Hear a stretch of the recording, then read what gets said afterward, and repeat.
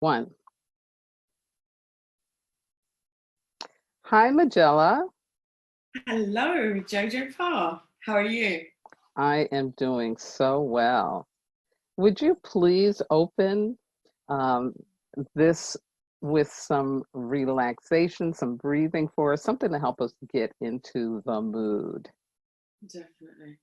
Okay, so wherever you are, if you can put your feet firmly on the ground, so uncross your legs, and if you're comfortable, you can close your eyes and just begin to notice your breath.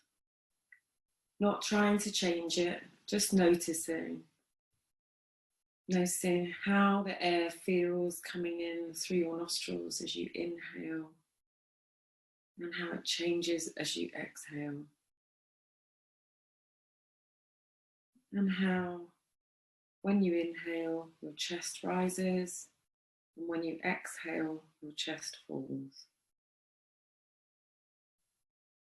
And just noticing any sensations from your feet scanning upwards, up through your calves and knee, thighs, buttocks, lower abdomen, solar plexus, back,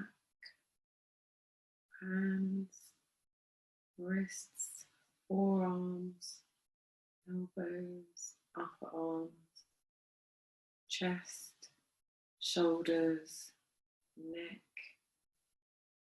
and up over your face, any sensations of the air on your skin, and how your scalp feels. Just noticing any sensations, comfortable or uncomfortable, but without trying to change it.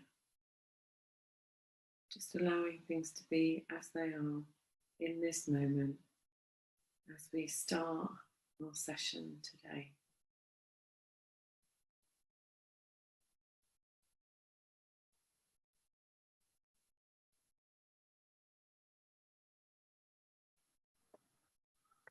Thank you. Thank you so much. And so here we are at the end of the first week of this 40-day sit down with me practice to help remove blocks that would be keeping us from our fulfillment in life, our happy endings, or what it is that we're feeling called to next.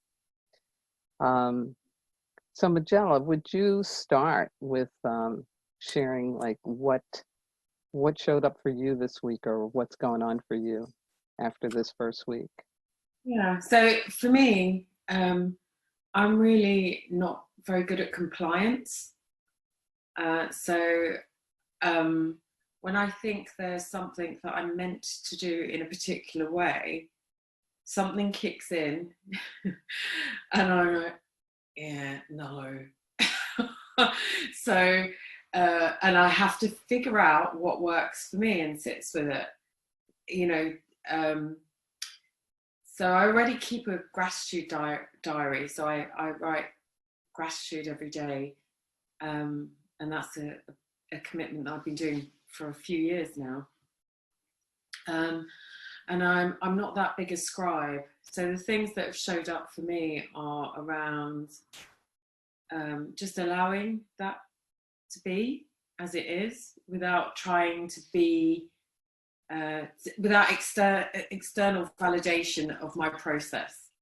Allowing my process to be as it is for me. Acknowledging that I'm actively a part of this process, whether I write or not, and whether I do something external to me or not. Mm-hmm. It's a bigger, higher vibrational kind of process. And yeah, it's been really noticeable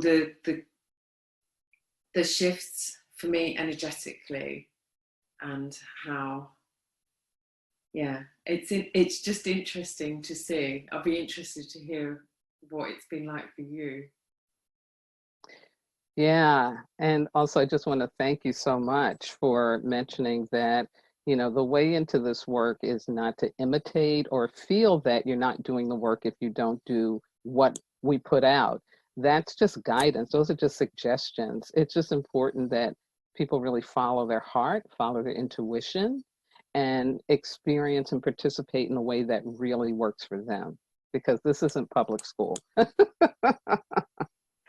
So for me, a big revelation that I had um, this week uh, was that when I'm not biting my fingers, I'm picking at the dead skin on my fingers.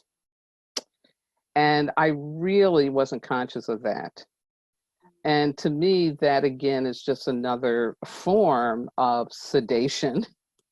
And I really realize in a way that I didn't before how when we're sedating ourselves, we're hurting ourselves. Like, because it hurts. Like, even picking the skin, and all of a sudden it's like, oh, this is sore. And I look down and it's like, oh my God, I'm picking on my fingers. And so it's really, from that experience, it's really opened me up to be thinking more about, okay, how do you nurture yourself so that you're getting a healing experience rather than just sedating yourself when the pain comes up. And it's helped me too to begin thinking about, okay, what are my alternatives, or what's my go-to um, besides this biting nails and picking at my fingers. And so I am in the process of seeking out what's something I can do in a second, in a minute, or something where I say, yeah, after I finish whatever I might be working on, when I take my break, let me throw up one of my YouTube videos, a meditative video, and just even for 5 minutes, just allow myself to really get some nurturing. So I think it's so important, again, as we did talk about, and this isn't about compliance, to me, this is just wisdom, that you really do make sure that you have some supports around you going through this. Because the last thing you want to be doing is suffering through a process. You really want it to be moving you, not like holding you down. Yeah, So that's quite a big revelation. yeah, yeah. That was huge. It's really, really huge. I think it points to, for me too, I mean, because I knew, intellectually that there's some deep stuff I'm working to move, but that just really proved to me that, yeah, it's really deep. And that the self destruct or pain that we inflict on ourselves. Exactly, exactly. Yeah, yeah. The pain coming out. It's trying to come out. And it's also it's so subtle. Yeah, yeah, It's not like, oh, there's a big shift to right, right. something gone from biting your nails to going Yeah, to a bar, or it's subtle, and it's much more um, closeted. yeah. A little harder to detect until, again, you want to grow your consciousness about it. So with this minute and a half that we have left, is there any closing word that you want to say? Hmm. I think it'd be really nice if people just sort of just noticed how they respond in every day, just to any things that come up for them around sedating behaviors or compliance or conformity Nice, or rebellion, actually, and nice. whether the rebellion is self-destruct and self-pain or it's nurturing. Great. And I'm just sending love and light to everyone participating in this. And we'll see you again next week. Bye bye. Bye.